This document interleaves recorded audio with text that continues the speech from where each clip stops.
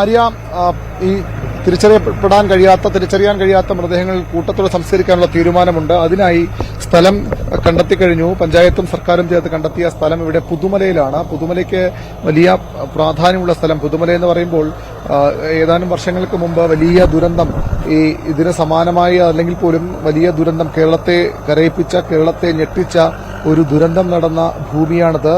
ആ പുതുമലയിലാണ് ഇവിടെ ഉണ്ടക്കയിലും അതുപോലെ തന്നെ ചൂരൽപ്പാറയിലുമൊക്കെ പുഞ്ചിരിമട്ടത്തുമൊക്കെ ഈ അപകടത്തിൽപ്പെട്ട് മരിച്ച് തിരിച്ചറിയാൻ കഴിയാതെ പോയ ആളുകളുടെ മൃതദേഹങ്ങൾ സംസ്കരിക്കുന്നത്. ഇതിവിടെ അതിനുള്ള തയ്യാറെടുപ്പുകൾ നടക്കുകയാണ്. ഈ ദുരന്തഭൂമിയിൽ മറ്റൊരു ഇരകളായ ആളുകളുടെ സംസ്കാര ചടങ്ങുകൾക്കുള്ള ഒരുക്കങ്ങൾ നടക്കുകയാണ്, അല്ലെങ്കിൽ അതിനുവേണ്ടിയുള്ള ഭൂമി ഒരുക്കുകയാണ്. ഹാരിസൺ എസ്റ്റേറ്റ്സിന്റെ 64 സെന്റ് സ്ഥലമാണ് ഇതിനായി തെരഞ്ഞെടുത്തിരിക്കുന്നത്. നമുക്കറിയാം 2019 ഓഗസ്റ്റ് 8 ഒരു ഗ്രാമത്തെ തന്നെ ഇല്ലാതാക്കിയ ഉരുൾപൊട്ടൽ ഉണ്ടായത്. 125 ജീവനുകൾ ഈ ദുരന്തത്തിൽ പൊലിഞ്ഞെങ്കിൽ അവിടെ അന്ന് പുതുമലയിൽ 17 പേരുടെ ജീവനെടുത്ത ദുരന്തം, അത് ഏതാണ്ട് 5 വർഷം ആകാൻ പോകുന്നു. ഓഗസ്റ്റ് 8 ആ ദുരന്തം നടന്നിട്ട് 5 വർഷം പൂർത്തിയാകും. അതിന് ഏതാനും ദിവസങ്ങൾക്ക് മുമ്പാണ് ഇത്തരത്തിൽ ഒരു ദുരന്തം കൂടി വയനാടിനെ ഞെട്ടിച്ചത്, ഒരു ദുരന്തം കൂടി കേരളത്തെ കരയിപ്പിച്ചത്. അന്ന് പുതുമല ദുരന്തമുണ്ടായ സ്ഥലമാണ് നമ്മൾ ഈ കാണുന്നത്.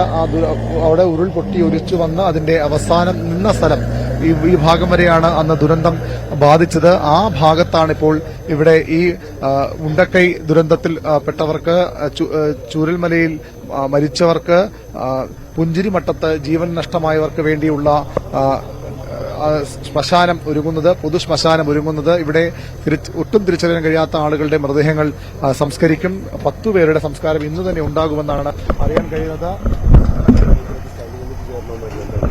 മേപ്പാടി പഞ്ചായത്താണ് ഈ സ്ഥലം കണ്ടെത്തിയതിന് സ്റ്റാൻഡിംഗ് കമ്മിറ്റി ചെയർമാൻമാർ രാജുവും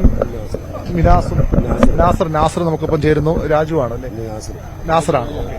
ഈ സ്ഥലം എങ്ങനെ കണ്ടെത്തിയതാണ്? ഇത് നമ്മളെ മേപ്പാടിയിലുള്ള ഒരു പൊതുവികാരമായിരുന്നു ഇവിടെയുള്ള ആളുകളെ ഇവിടെ അടക്കം ചെയ്യണം എന്നുള്ളത്.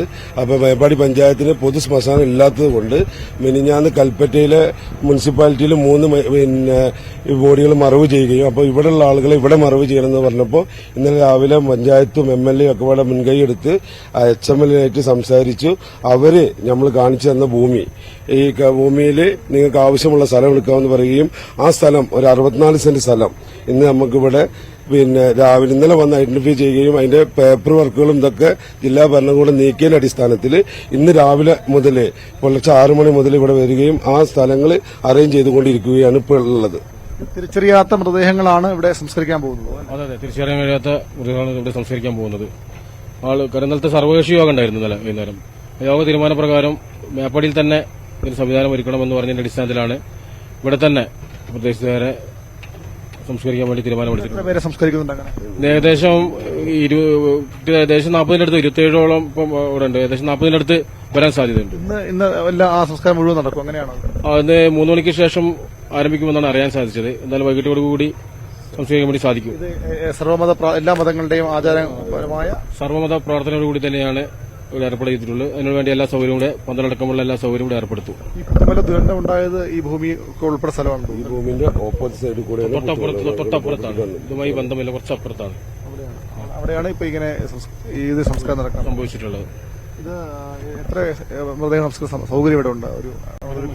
എത്ര മൃതദേഹങ്ങൾ സംസ്കരിക്കാനുള്ള സൗകര്യം ഇവിടെ 200 മൃതദേഹ സംസ്കാര സൗകര്യം ഇവിടെ ഉണ്ട്. കാരണം 64 സെന്റ് സ്ഥലം നമുക്ക് ലഭിച്ചിട്ടുണ്ട്. ഇവിടെ വൈകുന്നേരത്തോടുകൂടി പൂർത്തിയാക്കും. പൂർത്തിയാക്കാനുള്ള നടപടിയായിട്ടാണ് മുന്നോട്ട് പോകുന്നത്. പഞ്ചായത്ത് മുന്നോട്ട് പോകുന്നത് 3 മണിക്ക് ആരംഭിക്കുന്നത്. 3 മണിയോടെ നമ്മൾ പ്രതീക്ഷിക്കുന്നത്. ഇതിന്റെ ഏകദേശം സ്ഥലം റെഡിയായി കഴിഞ്ഞാലാണ് ബാക്കി കൃത്യമായി സമയം പറയാൻ കഴിയുക. എന്നാലും വൈകിട്ടോടുകൂടി ആരംഭിക്കും. പുതുമലയിൽ അവിടെ ആ ഭാഗത്ത് പാൾതാമസമൊന്നുമില്ലല്ലോ? ആ ഭാഗത്ത് ആൾതാമസമൊന്നുമില്ല, നിലവിലില്ല. ഇവിടെയുള്ളവരെ മുഴുവൻ പുനരധിവസിപ്പിച്ചാണ്. ഈ പ്രദേശത്തുള്ള വീടുകളാണ് 2012 പ്രളയത്തിൽ പോയത്. അവരെ മുഴുവൻ പുനരധിവസിപ്പിച്ചാണ്. ഇവിടെ ഒരു ആൾതാമസവും ഈ പ്രദേശത്തില്ല.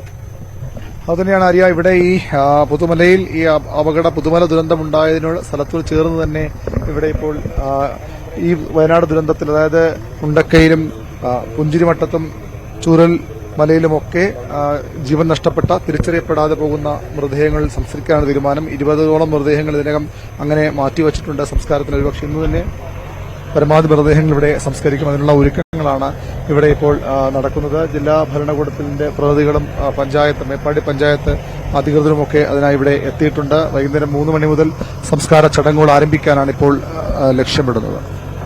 ശരി, വി അരുണാണ് പുതുമലയിൽ നിന്നുള്ള വിവരങ്ങൾ പങ്കുവച്ചത്.